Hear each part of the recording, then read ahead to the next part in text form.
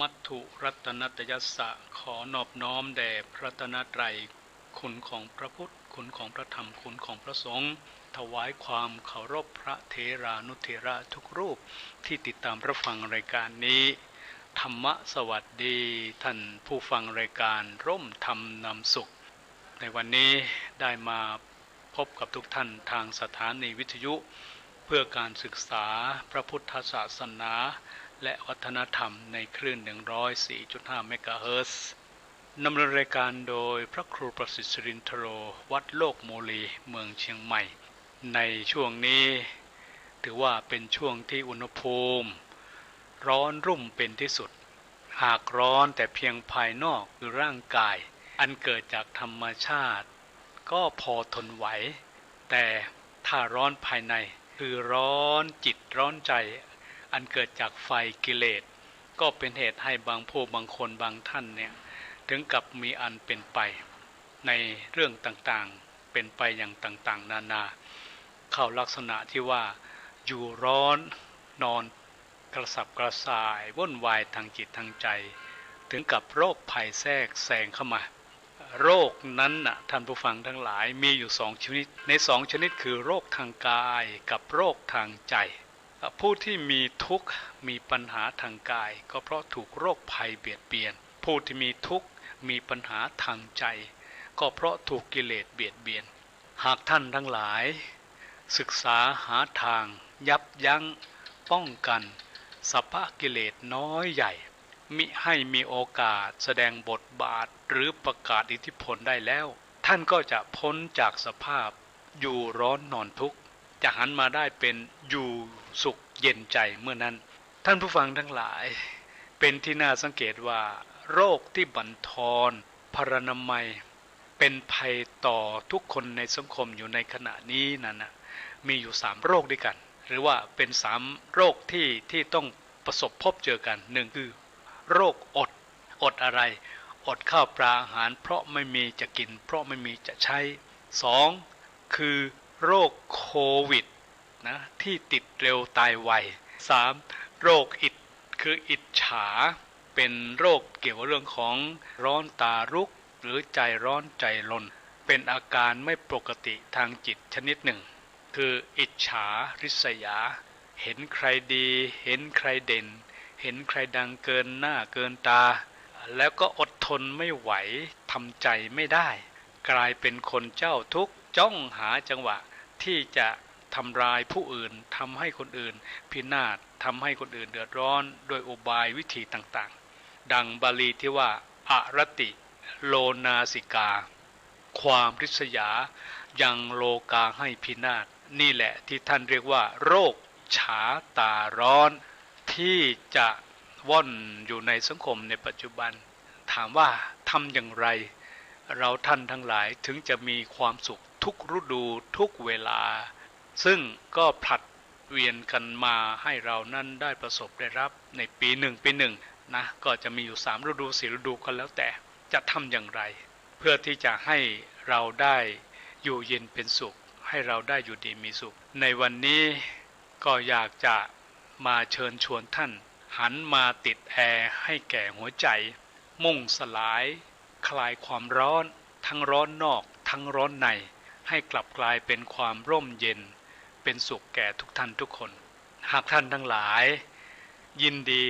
พรีหัวใจให้เวลาสักนิดเปิดหัวใจให้มาก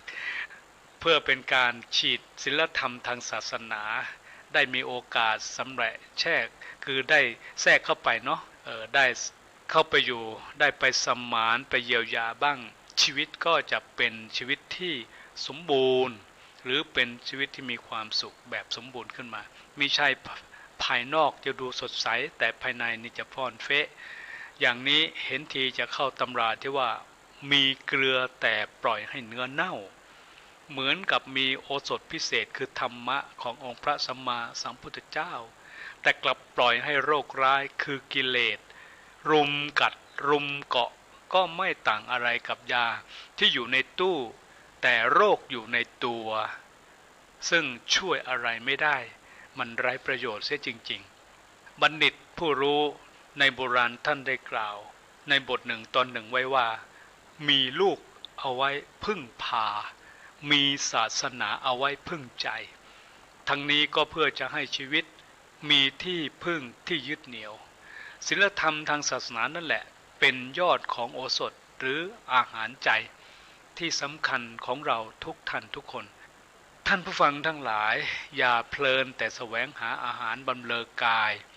จนลืมเติมอาหารบำรุงจิตบำรุงใจมิฉะนั้นจะกลายเป็นว่าอิ่มเพียงท้องแต่พร่องทางใจตรงกันข้ามผู้ใดฉีดวัคซีนทางศาสนาเข้าสู่จิตสู่ใจได้มากชีวิตก็มีความพ่องแผ้วบริสุทธิ์ประดุจปุ๋ยที่ช่วยบำรุงชีวิตให้งอกงามช่วยบันดาลให้เป็นอะไรก็ดีมีอะไรก็สวยแม้นเมื่อม้วยจากโลกนี้ไปก็สุขดังบทประพันธ์ของปราชญ์ท่านหนึ่งไว้ว่าอยู่เรือนแคบยังดีไม่มีทุกข์ดีกว่าคุกตารางที่กว้างใหญ่จนก็มีศีลธรรมประจำใจมีหวังได้สุขาไม่ราคีอันเงาร่มชายเรือนเหมือนสวรรค์ต้องเสกสรรให้บริสุทธิ์สีจึงจะอยู่สุขทุกข์ที่วาและราตรีก็ต้องมีศีลธรรมนำพาไปนั่นถือว่าเป็นความสุขที่จะเกิดจะมีจะได้ทีนี้ต้องมาดูว่าเหตุสร้างความสุขนั้นเป็นอย่างไรเหตุสร้างความสุขนั้นมี3แบบท่านทั้งหลายใน3แบบนั้นแบบที่1ความสุขได้จากเงินทองเนาะท่านผู้ฟังทุกท่านความสุขเป็นยอดปรารถนาของชีวิตที่ทุกคนนั้นดิ้นรนไขว่คว้าบางคนต้องการเงินมากบางรายก็ต้องการเกียรติมากบางคนต้องการคำชมยกยอมากบางคนนิยมให้คนเอาอกเอาใจมากหรือไม่ก็ต้องการเรียกว่าไปจากเสียสิ่งที่ตนไม่ต้องการที่ยกตัวอย่างนี้ล้วนแต่ประรบเหตุขึ้นมากล่าวทั้งสิ้นแต่จริงแล้วความสุขนั้นเป็นผลหาใช่ตัวเหตุไม่แต่เมื่อกล่าวถึงผลที่ต้องการแล้วก็ตรงกันคือความสุขเช่นต้องการเงินต้องการไปทำไมถ้าไม่ใช่เพื่อจะไปซื้อความสุขให้แก่ตัวเองเงินจึงเป็นเหตุของความสุขดังคำสมัยหนึ่งเรียกว่าเราท่านทั้งหลายคงจะได้ยินได้ฟังบ่อยก็คือว่าเงินคืองานงานก็คือเงินงานคือเงินเงินคืองานบันดาลสุขซึ่งมีความหมายอยู่ในตัวมันเองแล้วคนอยากได้เงินชอบเงินก็ต้องทำงานถ้าไม่ทำงานแล้วไหนเลยจะมีเงินเข้าทำนองที่ว่าเงินดีงานเดินเงินเดินงานวิ่งเงินนิ่งงานชะงักหรือเงินหรือว่างานเดินเงินดีเงินมีงานวิ่งเงินนิ่งงานก็หยุดนี่ก็ล้วนแต่เน้นเรื่องเงินนะเน้นเรื่องเงินเรื่องทองเน้นจงคนคือว่าจนคนเนี่ยงกเงินกันไปหมดเลยการได้มานั่นแหละเขาถือว่าเป็นการหาความสุขที่ถือว่างานใหญ่ของมนุษย์ที่ต้องการทีนี้ความสุขตามมติทางโลกเนาะเมื่อสรุปความหมายให้แคบเข้ามาจะได้ความสุขเป็น2ประการคือความสุขทางกายกับความสุขทางใจนี่เป็นความสุขทางโลกนะทางโลกที่เราต้องการกันอยู่จะมีหลักบริหารเน้นไปในเรื่องของเรียกว่าสุขกายมากกว่าโดยเฉพาะมุ่งหมายด้านปลูกฝังสุขภาพอนามัยที่เป็นอนามัยของหมู่เราทั้งหลายโดยถือเอาความไม่มีโรคไม่มีภัยไม่มีความเจ็บป่วยเนี่ยถือว่าเป็นความสุข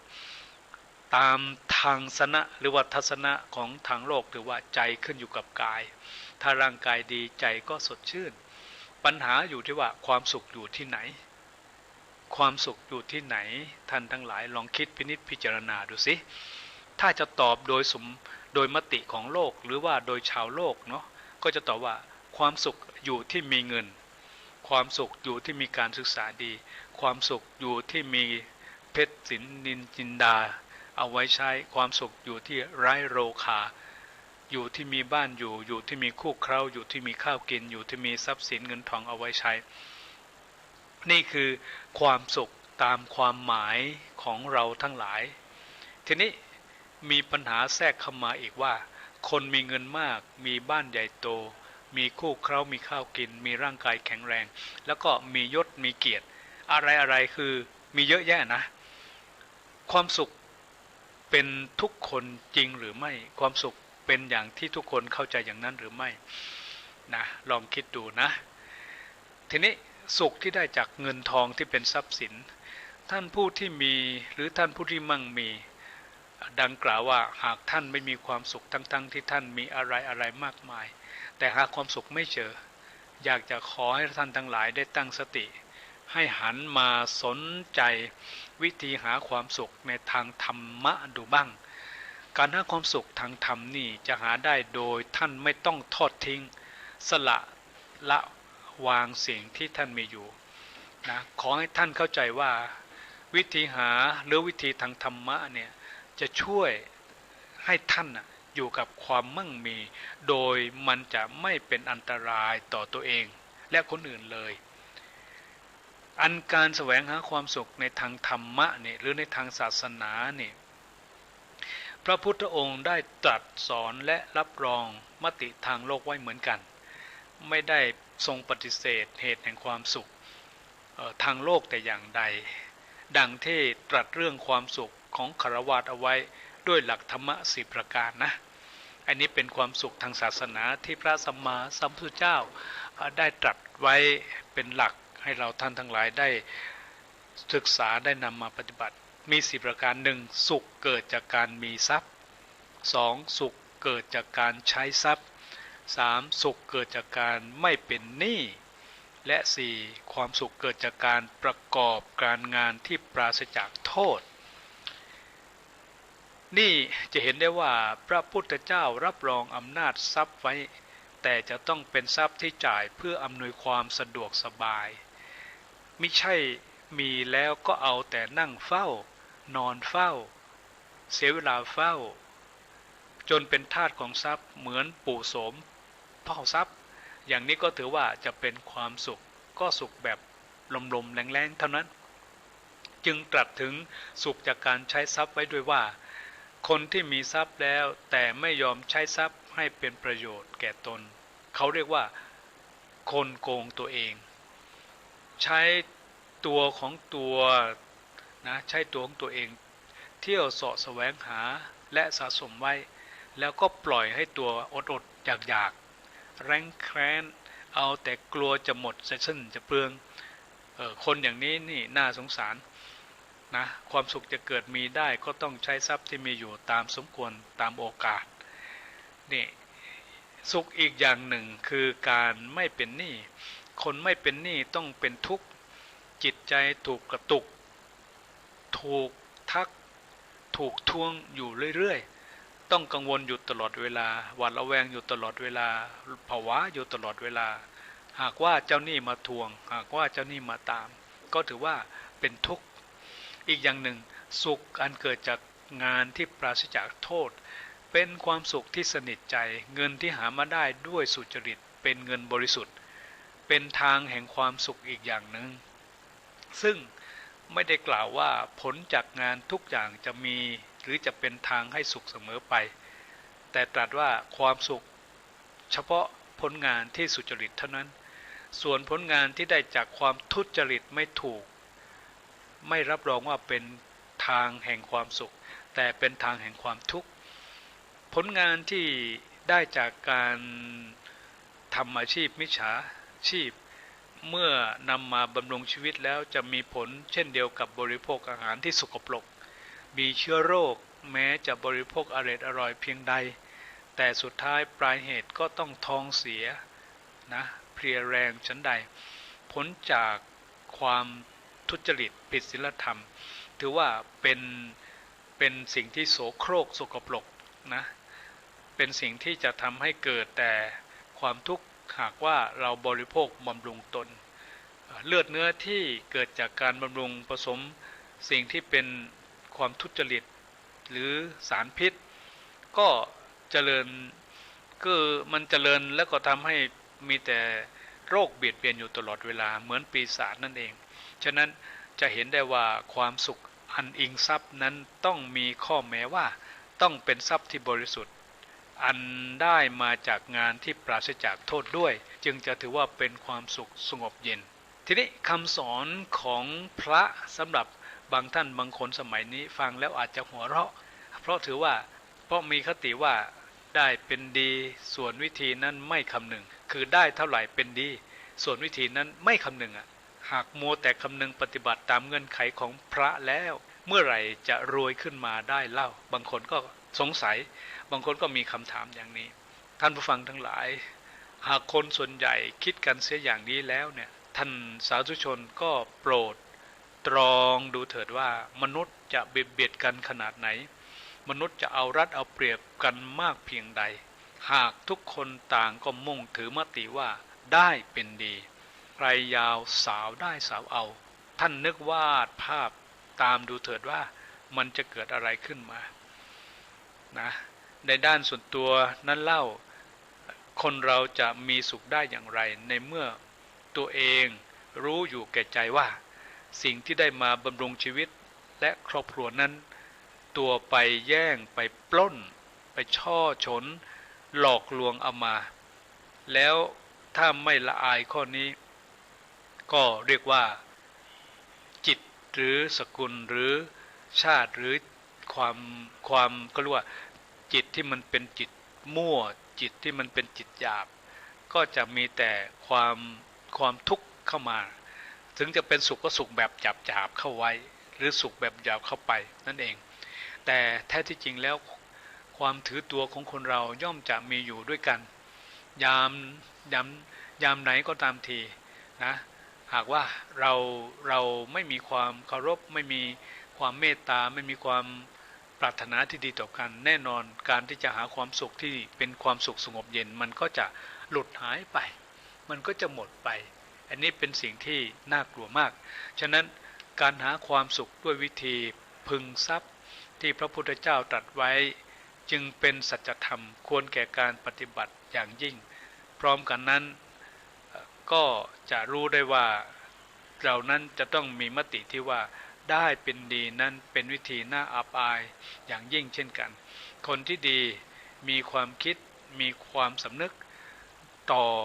การได้การกระทำถือว่าคนนั้นได้เป็นผู้มีสติได้เป็นผู้ที่มีความปรารถนาดีทีนี้การหาความสุขอีกประการหนึ่งซึ่งจะเสนอหรือนำมากล่าวให้ท่านทั้งหลายได้พินิจพิจารณานะก็คือความสุขนะความสุขที่เกิดจากบุญเนาะความสุขที่เกิดจากบุญเป็นความสุขที่ขาวสงบเย็นสบายนะดังภาษิตที่ว่ามาปุญญานังพายิทธะสุขสุเสตังอธิวจนังท่านทั้งหลายอย่ากลัวบุญเลยเพราะคำว่าบุญเป็นชื่อของความสุขนี่คือคำแปลนะข้อนี้ชัดมากบอกว่าบุญกับความสุขเป็นเรื่องเดียวกัน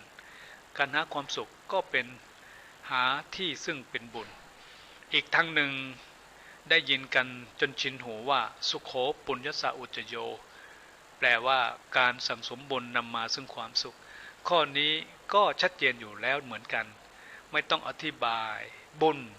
มีส่วนแห่งชีวิตอย่างไรโบราณท่านกล่าวว่ายามบุญมากาไก่กลายเป็นหงส์ยามบุญหลงหงส์กลายเป็นกาท่านผู้ฟังทั้งหลายในข้อนี้อยากให้เราทั้งหลายนึกต่อไปว่ายามบุญมาวาสนาช่วยที่ป่วยก็หายที่หน่ายก็รักยามบุญไม่มาวาสนาไม่ช่วยที่ป่วยก็หนักที่รักก็หน่ายปัญหาในข้อนี้มีอยู่ว่าวันหนึ่งคนส่วนใหญ่รู้จักบุญในแง่ที่ทำให้สิ้นเปลืองพูดถึงทำบุญแล้วต้องนึกถึงการเสียเงินเสียทองเสียสิ่งของจนอาจจะทำให้ไม่เห็นด้วยกับภาษิตนี้ว่าบุญเป็นชื่อของความสุขมันน่าจะเป็นชื่อของความทุกข์มากกว่าหลายคนก็มีทุกข์เพราะบุญถึงกับหนีบุญก็มีบางคนคิดอย่างนั้นมีเรื่องที่อยากจะนำมาให้ท่านฟังทั้งหลายได้ฟังขำๆสักเรื่องหนึ่งที่เล่าไว้ว่า ซึ่งน่าจะเป็นเรื่องที่เกิดขึ้นจริงอยู่ในสังคมในยุคหนึ่งเนาะคือมีหญิงคนหนึ่งอยู่บ้านริมคลองกับลูกหลานซึ่งเป็นเด็กเล็กๆพอได้ยินเสียงเรื่องบอกบุญโฆษณาด้วยเครื่องขยายเสียงผ่านมาทางบ้านแกก็ลนรานปิดประตูหน้าต่างบ้านพาลูกหลานเล็กๆหลบออกหลังบ้านกะประมาณเวลาพอดีนะพอดีอะไรพอดีเรือเรี่ยไรเลยไปก็หันกลับพอเปิดประตูหน้าบ้านมองไปที่หัวสะพานนะที่หัวสะพานตื่นท่าก็ถึงกับอะไรถึงกับพงะพร้อมกับพบตัวบุญประหลาดนะตัวบุญประหลาดที่วางขวางพาดอยู่สะพานนั้นก็คือถุงข้าวของถุงข้าวเปลือกอีกเรื่องหนึ่งก็คือว่ามีผู้เฒ่าสองตายายนะเกี่ยวข้าวอยู่ที่กลางทุ่งนาแดดเปรี้ยงๆตาเงยหน้ามองเห็นพระองค์หนึ่งเดินตรงมาที่แกทั้งสองนะตาจึงกระซิบบอกยายว่าแกอย่าเงยหน้านะอย่าเงยหน้านะเราทำมองไม่เห็นเสียแล้วทั้งสองก็ก้มหน้าเกี่ยวข้าวต่อไปฝ่ายพระองค์นั้นรูปนั้นเดินทางเข้ามาใกล้ๆเห็นคนแก่ทำงานเกี่ยวข้าวกลางแดดรู้สึกสงสารนะนึกตำหนิลูกหลานว่าปล่อยให้คนแก่ให้มาตากตำลำบากตากแดดตากลมอยู่ตรงนี้พอนึกถึงก็เอ่ยปากทักถามด้วยความอยากจะแสดงน้ำใจว่าโยมทั้งสองปีนี้พอจะได้ดีอยู่หรอกหรือตาได้ยินก็ชักฉุนนึกว่าเน็บแนม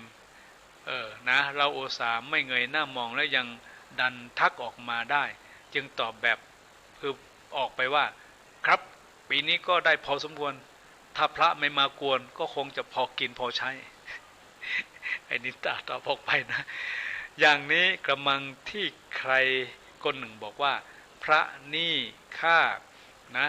ไม่กลัวไม่ว่าจะเป็นสมเด็จหรือเจ้าคุณหรือพระครูหรือมหาหรือประหลัดไม่กลัวทั้งนั้นกลัวแต่ใบดีกาโอ้อันนี้ก็เป็นสิ่งที่เกิดขึ้นซึ่งก็เรียกว่าบางท่านบางคนอาจจะนึกมันมีจริงหรือไม่มีจริงบางคนก็ได้รับจริงมีกลอนนะที่เพ้อบ่นบุญอยู่กลอนหนึ่งเรามาอยากให้ท่านฟังตรงนี้ว่าที่มีเขียนว่าที่มีผู้กล่าวไว้ว่าบ้านก็ขัดวัดก็ขูดพูดไม่ออกนะวัดก็บอกบ้านก็บ่นทนไม่ไหวบ้านได้บุญส่วนวัดได้ปัจจัยสักเมื่อไหร่จะเลิกบุญพวกคุณการที่ทุกวันนี้พากันกลัวบุญก็โดยอาการต่างๆเพราะหัวหน้าบ้านนะนักบุญพวกนักบุญคนหนึ่งคนใดพากันบิดเบียนความหมายของบุญอย่างนี้ถือว่าเป็นการบิดเบียนที่ร้ายแรงโดยที่ไม่ได้เข้าใจโดยที่ไม่รู้ความหมายนะถึงกับเกิดสำนวนไทยขึ้นประโยคหนึ่งว่าทำบุญให้ทานทำบุญให้ทานและทำให้ฟังดูคล้ายๆกับว่าบุญนี่เหมาะสำหรับคนที่มีสตังค์มากๆหรือมีเงินเดือนเยอะๆเท่านั้นคนจนคนไม่มีตังค์หรือคนมีตังค์น้อยหรือคนขี้เหนียวก็เลยพากันกลัวแต่ต่อมาก็มีกลอนที่มาตัดเพ้อหรือที่มากล่าวต่อว่าบ้านก็ขัดวัดก็ขูดอะไรครูดกิเลสวัดเป็นเหตุบ้านเป็นผลพ้นทุกข์ได้บุญช่วยคนให้พ้นทุกข์เป็นสุขใจหากเมื่อไรคืนเลิกบุญโลกวุ่นวายกลอนนี้ก็ถือว่าเป็นกลอนที่จะให้เราสร้างสรรค์ให้เราได้มองในสิ่งที่เป็นการช่วยเหลือเกื้อกูลนะเป็นแบบสร้างสรรค์แท้ที่จริงแล้วท่านผู้ฟังทั้งหลายบุญนะบุญมี2 ตอนคือโดยผลกับโดยเหตุนะโดยผลกับโดยเหตุเป็นอย่างไรบุญโดยผลคือใจที่ร่าเริงเบิกบานเป็นสุขนะปลอดโปร่งแจ่มใสอันเป็นสำนึกที่ได้จากการได้ทำความดีคือบุญถ้าโดยเหตุซึ่งมีอยู่ด้วยกันหลายอย่าง มิใช่เฉพาะต้องการให้ทานเท่านั้นเช่นรักษาศีลเจริญภาวนาขนขวายช่วยเหลือเกื้อกูล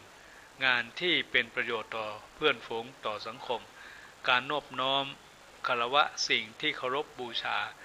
การพลอยยินดีกับกิจกรรมหรือกิจที่ดีของผู้อื่น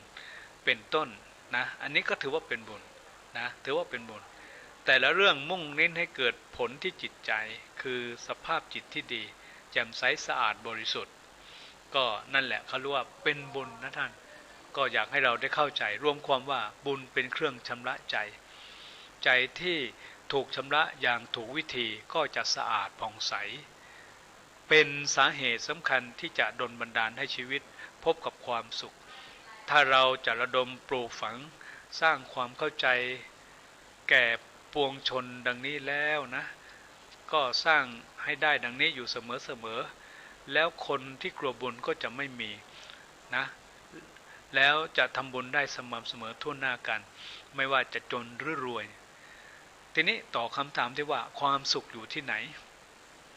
ความสุขอยู่ที่ไหนก็ตอบได้อีกอย่างหนึ่งตอนหนึ่งว่าความสุขอยู่ที่จิตอันผ่องใสใจที่สะอาดเบิกบานนะตามพุทธทัศนะที่ว่าทุกสิ่งทุกอย่างมีใจเป็นหัวหน้าถ้าจิตใจสะอาดสดใสผ่องใสแผ้วแววหรือผ่องแผ้วแล้วนะก็จะทำให้การที่คิดการที่จะทำและการที่จะพูดก็จะเกิดประโยชน์ก็จะเกิดดีนะอย่างที่มีคำกล่าวว่าชายาวะอนุปายินีนะฉายาวะอนุปายินีความสุขย่อมติดตามเสมือนเงาติดตามตนฉะนั้นก็ถือว่าเป็นความสุขอยู่ที่การกระทำของตัวเราสุขนะสุขได้มาจากไหนท่านบอกเราท่านทั้งหลายผู้รู้ท่านบอกเราท่านทั้งหลายว่าความสุขอยู่ที่ชอบนะก็เหมือนถูกอยู่เหมือนกันนะแต่สุขอย่างนี้อันตรายเพราะใครชอบอะไรมักจะอ้างว่าสิ่งที่ตนชอบนั่นแหละคือความสุขเช่นชอบดื่มเหล้าก็อ้างว่าเหล้านี่แหละดีทำให้มีความสุขชอบเที่ยวชอบหุ้นชอบหวยชอบมวยชอบมั่วชอบไพ่ชอบไฮโลชอบถั่วโปชอบลูกเต๋าสิ่งเหล่านี้ล้วนเป็นสุขแล้วสุขจริงๆอยู่ที่ไหนหรือในเรื่องนี้พระผู้มีพระภาคเจ้าตรัสเอาไว้ว่านัตถิสันติปรังสุขังนะสุขอื่นยิ่งกว่าความสงบไม่มีพระพุทธองค์ทรงชี้ไปที่ความสงบว่าเป็นความสุขนะทีนี้พระบาทสมเด็จพระมงกุฎเกล้าเจ้าอยู่หัวรัชกาลที่ 6ได้ทรงพระราชนิพนธ์โครงสี่สุภาพบทหนึ่งว่าสุขใดไม่มาดแม้นความสงบมนุษย์จะประสบสุขแท้ต่อเมื่อทุกข์ภัยลบสูญหมดนั่นแลยามสุขสรานแหมทุกข์กลัวสุขฉไหนมีปัญหาว่าสงบจากอะไรจึงจะเป็นความสุขสงบจากอะไรจึงจะเป็นบรมสุขท่านอธิบายไว้ว่าต้องสงบให้ได้4ชั้นด้วยกันถึงจะเป็นบรมสุข 1. สงบจน 2. สงบใจ 3. สงบเวรภัย 4. สงบกิเลสตัณหาถ้าสงบได้4นี่ถือว่าเป็นบรมสุขท่านผู้ฟังทั้งหลายทีนี้เรามาดูต่อว่าจนนี่มันเป็นความทุกข์หรือนะขึ้นชื่อว่าจนแล้วเนี่ยมันไม่มีใครปรารถนาใช่ไหมเพราะความจนทำให้คนเป็นทุกข์ชีวิตขาดความสุขไม่ว่าจะจนทรัพย์จนปัญญาล้วนแล้วแต่ทำให้ขัดสนพ่ายแพ้หมดหวังหนทางตันนะดังที่พระท่านกล่าวไว้ว่าจนทรัพย์ไม่มีเงินใช้จนตรอกไม่มีทางไปจนใจไม่มีทางคิดจนแต้มไม่มีทางเดินจนมุมไม่มีทางหนีมีพุทธภาษิตบทหนึ่งรับรองไว้ว่าทะรินที่ยังทุกขังโลเกความจนเป็นทุกข์ในโลก โดยเฉพาะจนทรัพย์ต้องดิ้นรนแสวงหาไม่มีก็ต้องหาไม่มาก็ต้องไปหาแม้จะกู้หนี้แม้จะไปยืมสินก็ต้องยอมจำนนนะทำไมถึงเป็นงั้นก็เพื่อความก็คือว่าเพื่อความอยู่รอดนะเพื่อความอยู่รอดว่าเมื่อมีความจนแล้วไม่ใช่แต่จะเฉพาะความจนเท่านั้นที่เป็นทุกข์แม้แต่เศรษฐีผู้มีอันจะกินที่มีเงินทองมากมายก็ทุกข์เหมือนกันท่านนะคนจนเป็นทุกข์เพราะไม่มีกินแต่คนรวยเป็นทุกข์เพราะไม่มีที่จะเก็บนะจะเก็บจะรักษาเพราะกังวลตลอดเวลาก็ถือว่านี่ก็เป็นความทุกข์ของเขาการกู้หนี้ยืมสินโดยเฉพาะยุคปัจจุบันเนาะที่เราประสบกับโรคภัยที่ทำให้คนเนี่ยมีความทุกข์มากทำให้กิจการค้าขาดทุนย่อยยับทำให้รายรับติดลบอย่างมหันต์ทำให้อะไรทุกอย่างมันล้วนแล้วแต่โอ้มืดมนอนทการนะมันเป็นสิ่งที่อึดอัดมันเป็นสิ่งที่ทรมานจึงทำให้คิดในการที่จะดิ้นรนเพื่อเอาชีวิตอยู่รอดต่อไปการกู้หนี้ยืมสินของผู้คนหรือของคนอื่นท่านก็บอกว่าเป็นทุกข์อีกดังบาลีบอกว่าอินาทานังทุกขังโลเกเป็นหนี้เขาก็เป็นทุกข์ในโลกไหนจะคำนึงถึงต้นไหนจะพะวงถึงดอกครั้นไม่มีจะคืนให้ก็ตามคือถ้าเราไม่คืนให้เขาตามกำหนดเขาจะฟ้องร้องจงกลายเป็นบุคคลล้มละลายต้องสิ้นเนื้อประดาตัวต้องเสียใจต้องเสียหน้าต้องเสียเกียรติต้องเสียเรียกว่าเปรียบได้ทุกอย่างเพราะเหตุนี้ท่านจึงบอกว่าเงินเท่านั้นเป็นมิตรเมื่อกู้แต่เป็นศัตรูเมื่อทวงมีเงินเขาก็นับว่าเป็นน้องถ้ามีทองเขาก็นับว่าเป็นพี่ไม่มีเงินไม่มีทองไม่มีน้องไม่มีพี่มีเงินมีทองเจรจากันได้ไม่มีไร่ปลูกเรือนก็ถือว่านี่เป็นสิ่งที่เราท่านทั้งหลาย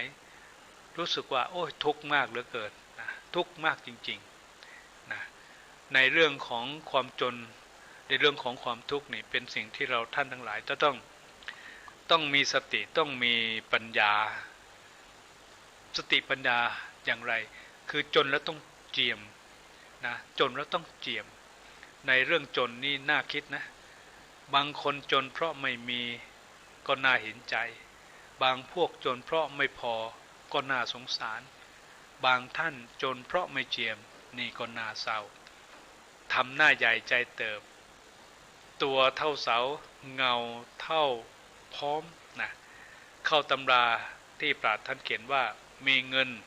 เพลินจ่ายสบายจิตบทนี้ไม่มีคิดแลหลังแลหน้าทำตนใหญ่ใจกว้าง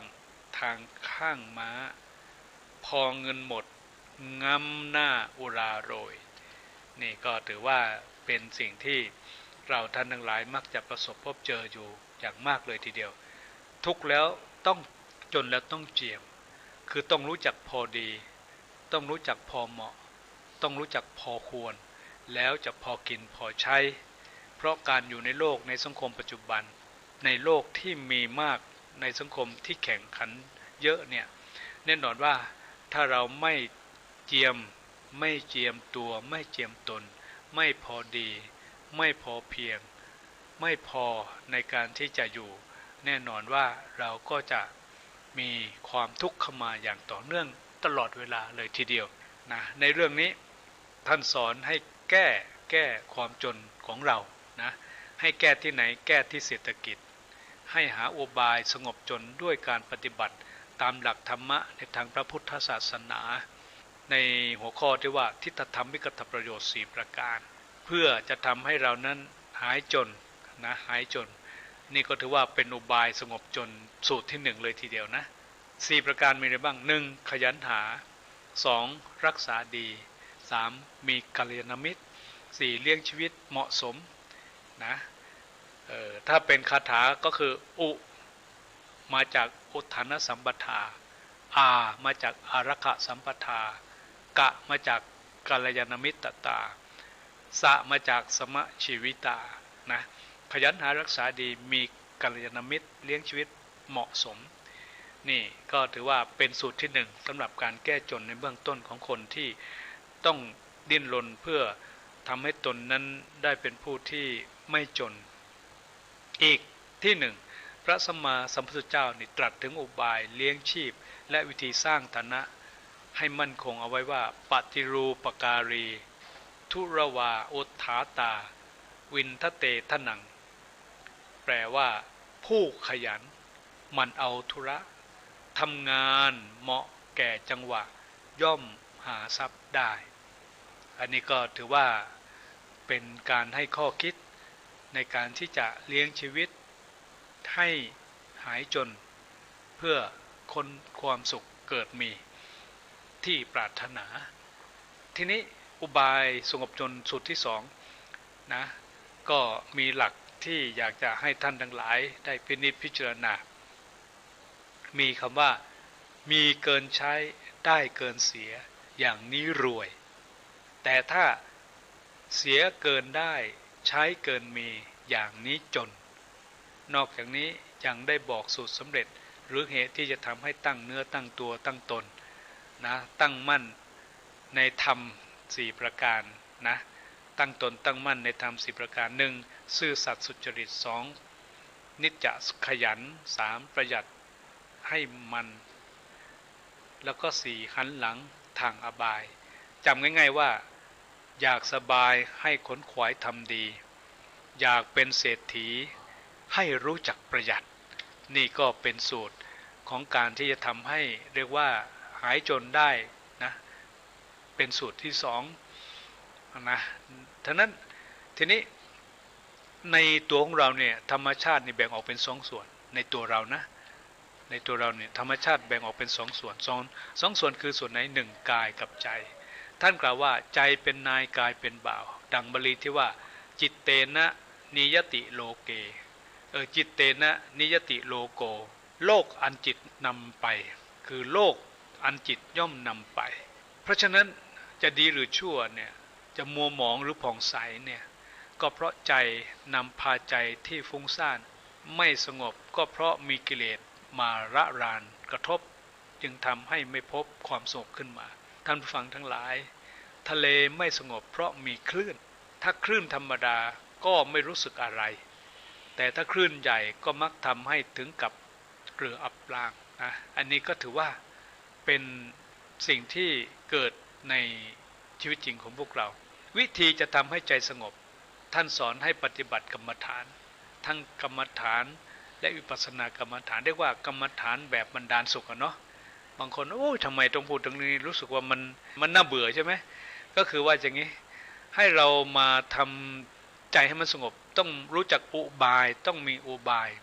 ที่จะทำใจของเราให้สงบเรียกว่าสมถกรรมฐานคือกรรมฐานที่ว่าด้วยบายในการทำใจให้สงบสงบในเรื่องอะไรสงบในการระงับจากนิวรณ์นิวรณ์คืออะไรเอาเลยนิวรณ์คือสิ่งมาขวางกั้นมันมาขวางกั้นเรื่องของการที่จะทำให้เรานั้นเป็นผู้ที่พบความสุขความสงบนั่นเอง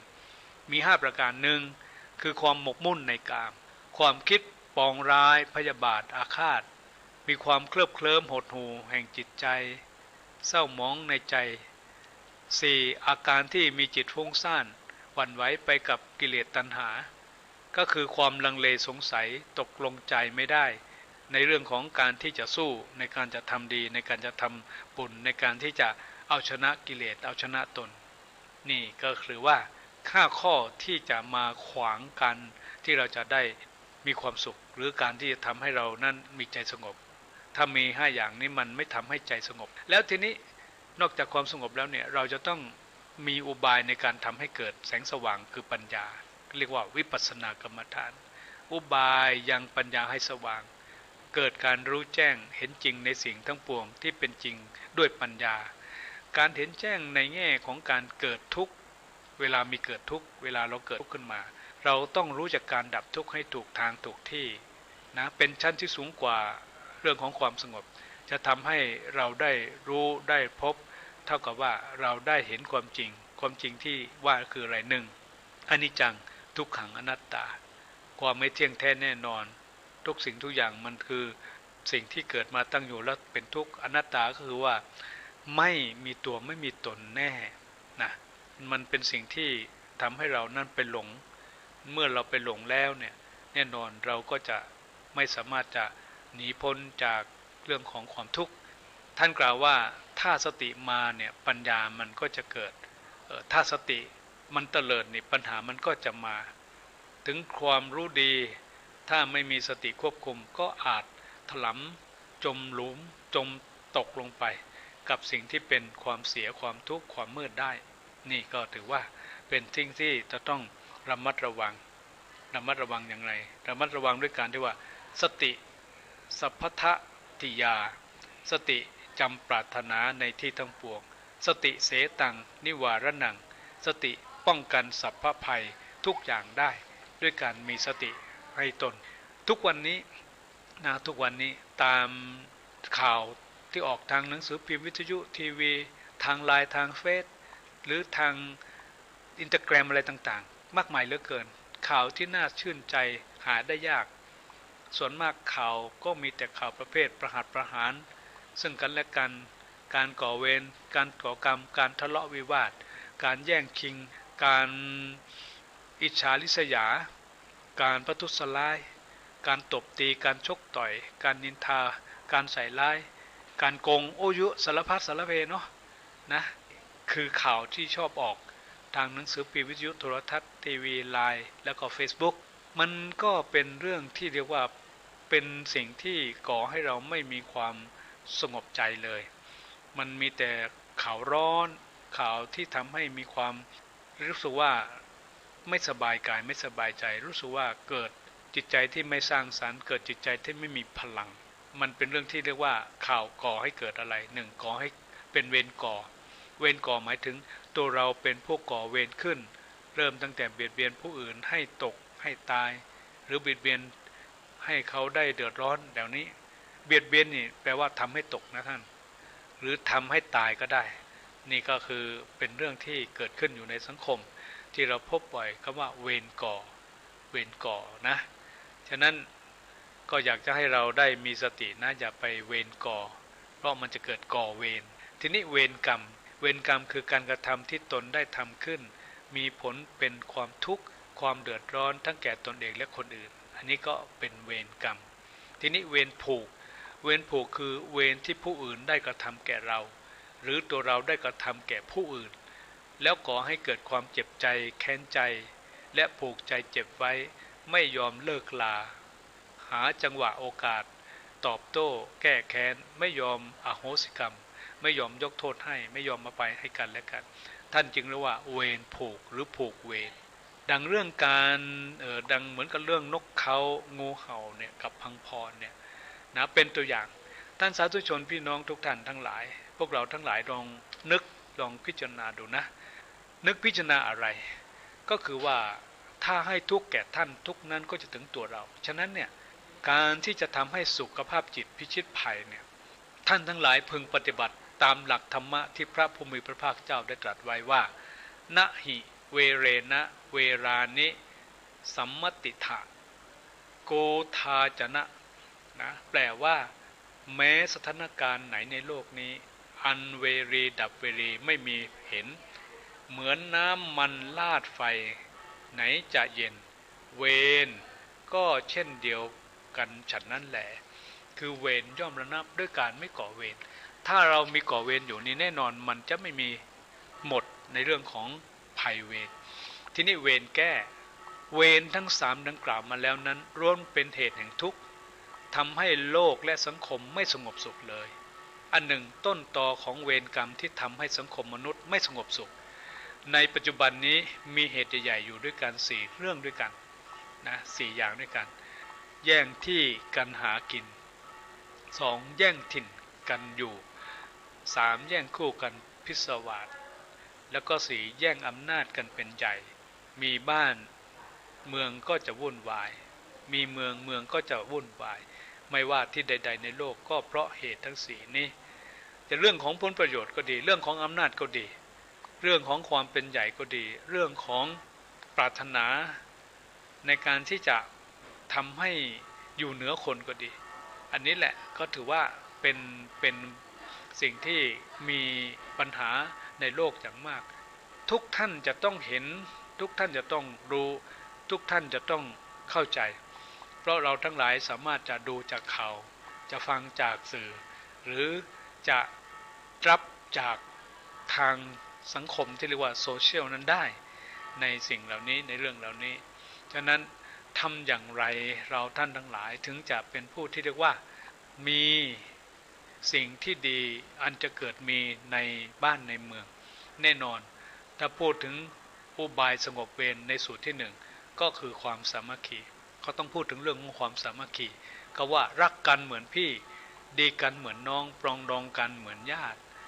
คนทำตัวให้เหมือนน้ำที่มุ่งสมานสามัคคีกลมเกลี่ยวกันน้ำมันสอนคุณธรรมเราอยู่ทุกวันแต่คนมักไม่คิดถึงไม่เห็นความศักดิ์สิทธิ์ของน้ำนั้นใครเอาไปเข้าเอาไม้เข้าไปกรีดเอามีดเข้าไปฟันเอาขวานเข้าไปผ่าพอยกมีดยกขวานขึ้นมาก็จะหารอยแตกแยกไม่เจอ